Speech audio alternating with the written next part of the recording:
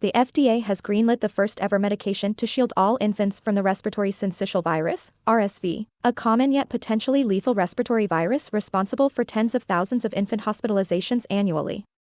RSV, known for causing symptoms similar to a mild cold, is the primary reason for hospitalization among infants in the U.S. and claims the lives of up to 300 children, under 5 each year.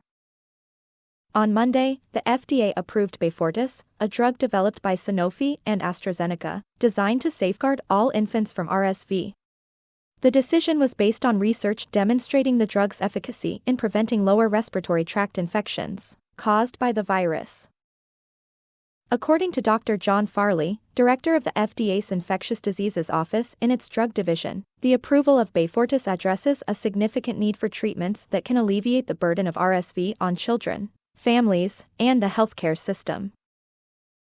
RSV typically spreads during fall and winter. Before Beyfortus, most children had to overcome the infection naturally, except for those considered at high risk for severe illness who were eligible for another drug, Synagis, produced by Sobi. RSV is quite widespread, but awareness increased after a significant rise in cases during the last fall and winter season. With emergency rooms inundated with cases, a survey conducted by KFF, formerly the Kaiser Family Foundation, found that around 3/4 of parents feared that RSV could severely impact their young children. RSV infections typically affect the lungs and respiratory passages in infants and older adults, resulting in mild, cold-like symptoms. However, it can progress to severe conditions like bronchiolitis or pneumonia, especially in the young and elderly.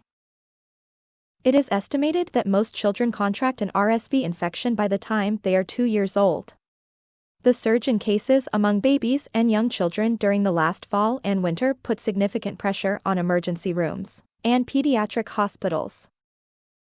The Centers for Disease Control and Prevention reports that RSV infection leads to hospitalization for approximately 58,000 to 80,000 children under the age of 5 each year.